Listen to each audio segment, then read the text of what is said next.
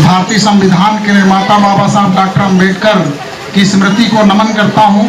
उसके बाद बहुजन समाज में जन्मे सभी क्रांतिकारी वीर सपूतों को नमन वंदन करते हुए यहाँ पर मंच पर बैठे हुए राष्ट्रीय उपाध्यक्ष श्रद्धेय एम.एल. गौतम जी को और जिलाध्यक्ष श्रद्धेय चंदन सोनकर जी को और हमारे कोषाध्यक्ष राधेलाल जी को और हमारे बीच में बैठे हुए रामनाथ जी के साथ साथ खुशीराम हिट्ठी जी के साथ साथ यहाँ पर जितने भी लोग आए हैं सबको मैं कोट कोट नमन वंदन करता हूँ और साधुवाद धन्यवाद करता हूँ कि आप लोग बहुत शालीनता से यहाँ पर बैठे हुए हैं और सब वक्ताओं की बातों को सुन रहे हैं। मित्रों, आप लोग थोड़ा एक नारा लगाइए तभी मजा आएगी। हर जोर जुल्म के टक्कर में। आप लोग कहाँ हो? जरा थोड़ा बोलो। हर जोर जुल्म के टक्कर में हर गरीब को न्याय मिले, यह संकल्प हमारा है। हर गरीब को न्याय मिले। हर जोर जुल्म के टक्कर में संघर्ष हमारा नारा है। हर जोर जुल्म के टक्कर में हर गरीब को न्याय मिले। बुद्ध धर्म की क्या पहचान? मानव मानव एक समान।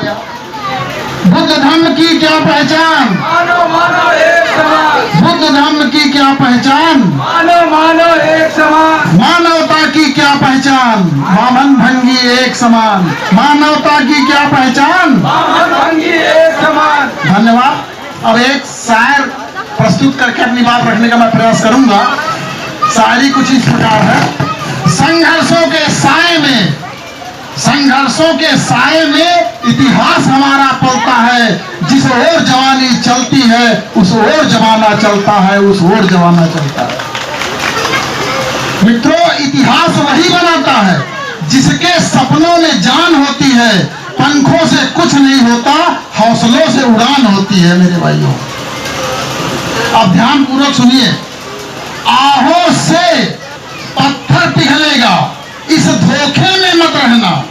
आहों से पत्थर पिघलेगा, इस धोखे में मत रहना। तुम्हें कहीं इंसाफ मिलेगा, इस धोखे में मत रहना। भारत के जर्रे जर्रे में सबका अपना हिस्सा है। बुला बुला कर कोई देगा, इस धोखे में मत रहना। आहों से पत्थर पिघलेगा, इस धोखे में मत रहना। भाग्य और भगवान बीते, केवल एक छलावा है। ईश्वर ही कल्याण करेगा, इस धोखे में मत रहना। आहों से पत्थर पिघलेगा, इस धोखे में मत रहना। कहा किसी ने तेरे हाथ में धन दौलत की रेखा है। छप्पर फाड़ के धन बरसेगा, इस धोखे में मत रहना। छप्पर फाड़ के धन बरसेगा, इस धोखे में मत रहना। मेरे भाइयों, स्वाभिमान से यदि जीना है तो खुलकर आगे आ जाओ। घंटा बजा के मान मिलेगा, इस धोखे में मत रहना। इस धोखे में मत रहना। मित्रों, तो पब्लिक एजुकेशन पे पैसा खर्च ना होता और पब्लिक एजुकेशन पे पैसा खर्च ना होता तो ब्राह्मण और भंगी का लड़का एक बेंच पे बैठ के पढ़ नहीं रहा होता। ये है संविधान की ताकत। आप लोग समझ लीजिए, यह संविधान की ताकत है। यह संविधान किसी एक जाति धर्म के लिए नहीं है। यह संविधान इस देश के लोगों के हक एवं अधिकार के लिए है, न्याय एवं बराबरी के लिए है। इसलिए इस संविधान को बचाना है मेरे भाइयों। जब तक हम लोग इस संविधान को नहीं बचाएंगे तब तक कुछ नहीं होने वाला है। आप लोग सोते रहिए। और इसके अलावा मैं बता देना चाहता हूं, इंसान वह लड़ाई कभी नहीं जीत सकता जिसमें दुश्मन अपने हो। इंसान वो लड़ाई कभी नहीं जीत सकता जिसमें दुश्मन अपने हो। रावण राम से इसलिए नहीं हारा कि राम बलवान थे, रावण कमजोर था। रावण इसलिए हारा कि रावण का भाई विभीषण राम से मिला हुआ था राज्य के चक्कर में। नहीं तो कभी भी राम रावण को हरा नहीं सकते थे। इसके अलावा बाल कभी भी न मारा जाता। राम इतने बलवान नहीं थे कि बाल को मारते, लेकिन बाल का भाई सुग्रीव राम से मिला हुआ था, इसलिए बाल मारा गया। मेरे भाइयों, हिरण्याकश्यप, हिरणाक्ष और होलिका इसलिए नहीं मारे गए कि वो कमजोर थे और मनुवादी बलवान थे। वो इसलिए मारे गए कि उन्होंने प्रहलाद जैसा पुत्र पैदा किया। अगर प्रहलाद जैसा पुत्र न पैदा करते तो मनुवादियों की हिम्मत नहीं थी कि वो हिरण्याकश्यप और हिरणाक्ष और होलिका को मारते। उसी तरह से आज पढ़े लिखे लोग, हमारे पढ़े लिखे लोग मनुवादियों से मिलकर विभीषण, सुग्रीव और प्रहलाद जैसी भूमिका अदा करते हैं। इसलिए हम लोग कमजोर हैं, हम लोग परेशान हैं। तो ध्यान देने की जरूरत है। छूत, ढोंग, पाखंड, अंधविश्वास और संविधान विरोधियों से है। अगर कोई ये समझे कि हमारी लड़ाई किसी व्यक्ति से तो व्यक्ति से नहीं है। मैं संविधान पर हाथ रखकर और पाखंडवाद पर पैर रखकर सौगंध खाता हूं, प्रतिज्ञा करता हूं कि जब तक जिंदा रहूंगा पाखंडवाद, आडंबर, रूढ़िवादी व्यवस्था की धज्जियां उड़ाता रहूंगा मेरे भाइयों। अभी पूर्व वक्ताओं ने बारी बारी से बहुत कुछ बताया, लेकिन थोड़ा सा हम बताना और चाहते हैं। इस देश के दो नाम हैं, नाम तो कई हैं, लेकिन अक्सर लोग भारत कहते हैं और हिंदुस्तान कहते हैं। बाबा साहब डॉक्टर अम्बेडकर ने जब संविधान लिखा तो संविधान में लिख दिया इंडिया दैट इज भारत। उन्होंने हिंदुस्तान नहीं लिखा। अर्थात जो भी व्यक्ति भारत को हिंदुस्तान बोलता है वो संविधान विरोधी काम करता है। तो आज से जितने भी भाई मेरे हैं उनसे मेरा निवेदन है कि संविधान विरोधी बात न करो, हरदम भारत को भारत बोलो, क्योंकि भारत में संविधान का सम्मान करने वाले लोग रहते हैं और हिंदुस्तान में भक्तगण रहते हैं, रूढ़िवादी व्यवस्था के लोग रहते हैं, आडंबर वाले व्यवस्था के लोग रहते हैं। मेरे भाइयों मित्रों, ये भारत है जहां पर अपने शरीर के मैल से पार्वती ने बच्चा बनाया विशेष टेक्निक से। दुनिया में कोई ऐसा नहीं कर सकता, ये भारत में ही हो मेरे भाइयों। और इस भारत में ही पत्थर तैर सकते हैं और गेंद डूब सकती है। पत्थर कब तैरे? जब राम ने श्रीलंका के लिए जो है बनाया था पुल। और गेंद कब डूबी? जब श्री कृष्ण अपने ग्वाल बालों के साथ गेंद खेल रहे थे और गेंद जाकर के यमुना में गिरी और डूब गई। जबकि गेंद कभी डूब ही नहीं सकती और पत्थर कभी पानी में तैर ही नहीं सकती। मेरे भाइयों, ये है स्थिति। और भारत ही एक ऐसा देश है जहां पर बंदर भालू भी पढ़े लिखे होते थे, दुनिया में और कहीं नहीं। मेरे भाइयों, अंत में मैं इतना कहना चाहता हूं, मनुवादी चाहे जितना टीवी पे महाभारत और रामायण दिखा ले, अब बंदर भालू पढ़े लिखे नहीं हो पाएंगे, नहीं हो पाएंगे, नहीं हो पाएंगे। इन्हीं शब्दों के साथ अपनी बात समाप्त करते हैं। नमो बुद्धाय। क्षणों में अपने श्रद्धा से मन अर्पित करता हूँ। तत्पश्चात भारतवर्ष को एक दुनिया का बेहतरीन संविधान देने वाले बोधिसत्व बाबा साहब भीमराव अम्बेडकर की स्मृति को नमन करते हुए समाज में जन्मे समय समय पर तमाम महान पुरुषों, समाज सुधारकों, जिनका नाम लेने में बहुत समय हो जाएगा, मैं सभी के चरणों में अपने श्रद्धा के सुमन अर्पित करता हूँ।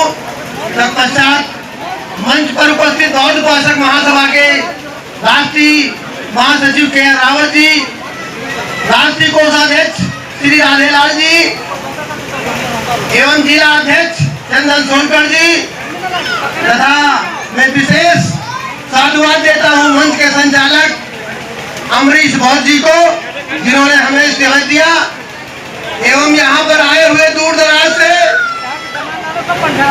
माताएं, बहनें एवं नौजवान साथी तथा हमारे भाई जो इस हसनपुर की पावन भूमि पर सभी लोगों ने बेसब्री से हमारे सभी साथियों का तथा लक्ष्य की भाइयों का आप लोगों ने स्वागत किया और उनकी अच्छी अच्छी बातों को आप लोगों ने सुना। इसके लिए मैं सभी लोगों को साधुवाद देता हूँ, अपनी तरफ से धन्यवाद देता हूँ। दोस्तों, चूंकि समय बहुत ज्यादा हो गया है और हमारे तमाम साथियों ने तमाम प्रकार से आप लोगों को हर चीज से अवगत कराया।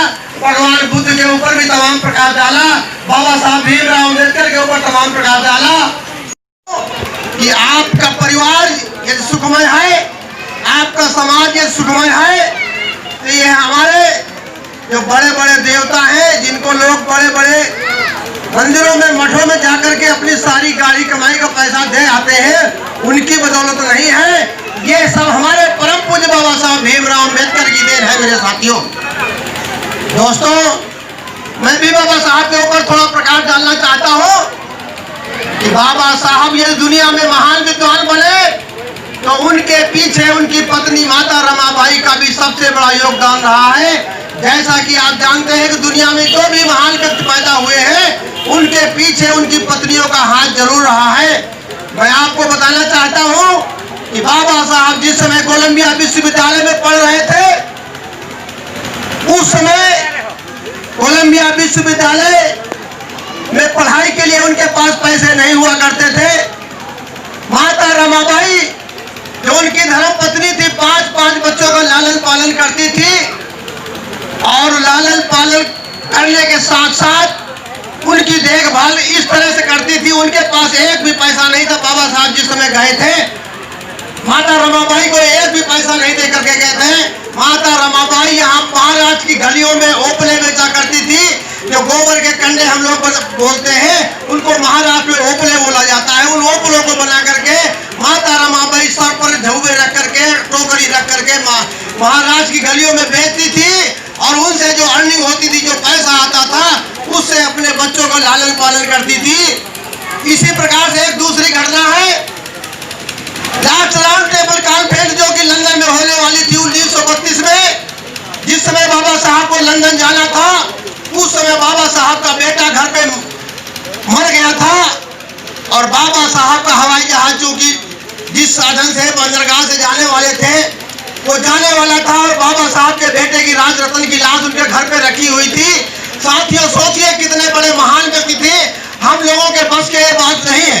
हम किसी भी सज्जन से मैं कहूँ कि आपके बच्चे की लाश आपके घर में रखी हो, और आप जा करके समाज की सेवा करने के लिए घर छोड़ करके चले जाएं। बाबा साहब जिस समय लंदन के जाने के लिए कोलंबिया थे, वहाँ अपनी साड़ी को आधी फाड़ करके अपने बेटे को दफनाया, उसके बाद क्रियाक्रम किया। बाबा साहब ऐसे देश के महान सपूत थे। दोस्तों, मैं एक आपको घटना और बताना चाहता हूँ। कोलंबिया विश्वविद्यालय में जब बाबा साहब पीएचडी की डिग्री ले रहे थे, उस समय कोलंबिया विश्वविद्यालय की जो लाइब्रेरी थी, उस लाइब्रेरी में कुछ सूक्तियां लिखी हुई थी, जैसे आपके सामने तमाम सूक्तियां लिखी हुई है। कोलंबिया विश्वविद्यालय की लाइब्रेरी में भी तमाम सूक्तियां लिखी हुई थी। उनमें से एक सूक्त थी, उसमें लिखा हुआ था कि आम आदमी पैदा होता है और मर जाता है, लेकिन महान आदमी पैदा होता है और वो अमर हो जाता है। बाबा साहब ने जब वो लाइन देखी, तो उन्होंने नीचे की लाइन को स्याही से पोत दिया, और जिस समय उस नीचे की लाइन को बाबा साहब ने कोलंबिया विश्वविद्यालय के